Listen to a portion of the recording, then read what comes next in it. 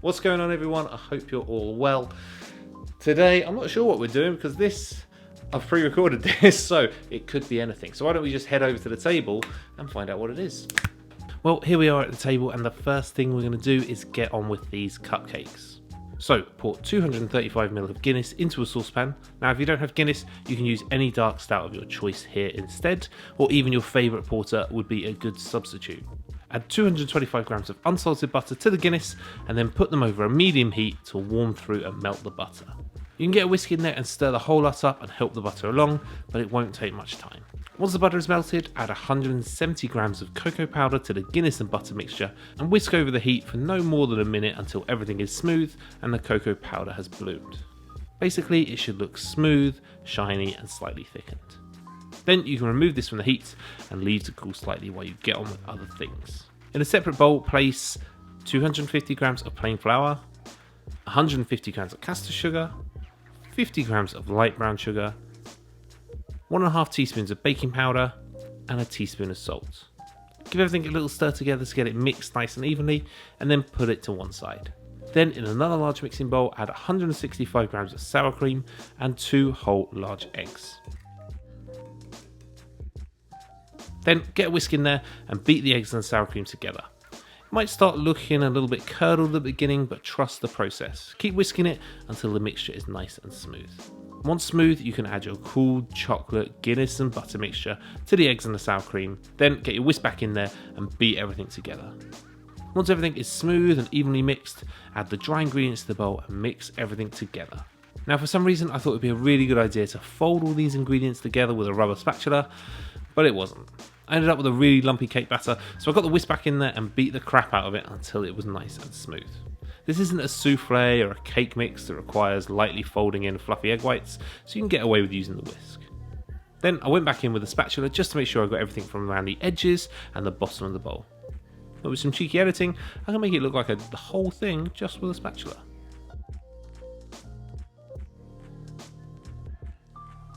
Seamless.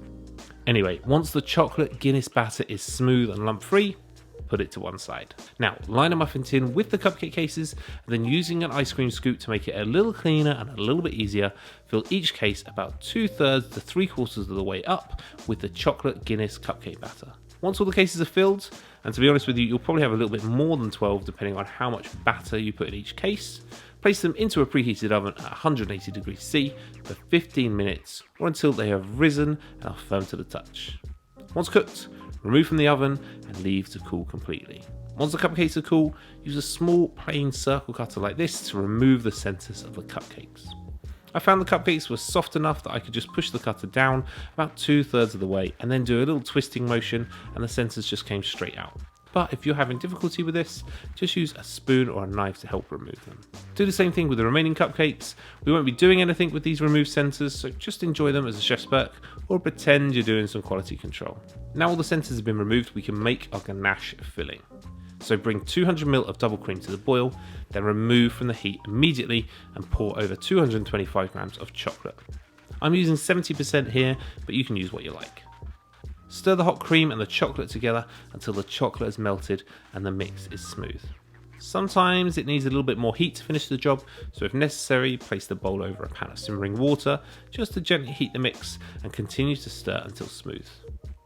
Once your ganache is smooth, whisk in 35 grams of sour cream, once again beating everything until smooth and shiny, then finish it off with 2 teaspoons of Irish whiskey. The whiskey is optional, so you don't have to add it. But let's be honest, it's not optional, and you do. Whisk again until smooth and glossy, then transfer the whole lot to a piping bag. Pipe the ganache into the centre of each of the cupcakes, filling it right to the top. Don't stress if you go a little bit over, the icing will hide all of that. Fill all the cupcakes with the whiskey ganache and then leave them to firm up a bit while we make this Bailey's buttercream icing we just mentioned. For the icing, place 125 grams of room temperature unsalted butter into a large mixing bowl and then using an electric hand whisk, beat until very light and fluffy.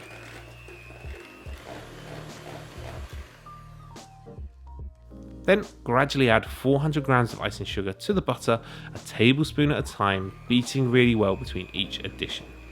Now, as much of a pain in the ass it is to beat in your icing sugar like this, I find it really does give me the most beautifully textured buttercream icing.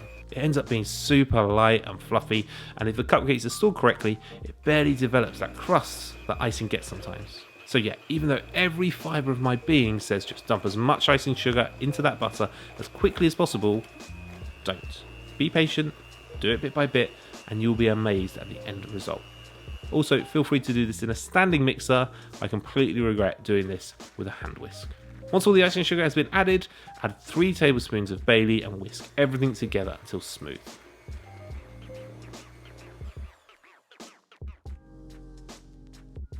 Then transfer the Bailey's buttercream into a piping bag with a nozzle of your choice and pipe it onto your cupcakes to hide that whiskey ganache. Do this with all your cupcakes, and then all that's left to do is decorate them however you see fit. I'm partial to chocolate sprinkles because they're easy and I'm a bit lazy.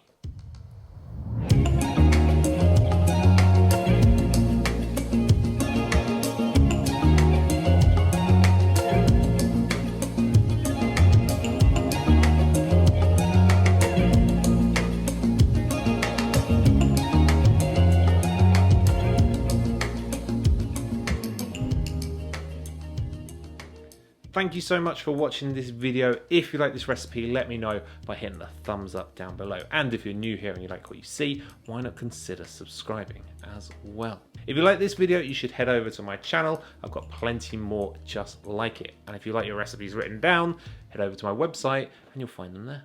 Hit me up on Instagram or Facebook. I love to see what you guys are getting up to. I will see you in the next one.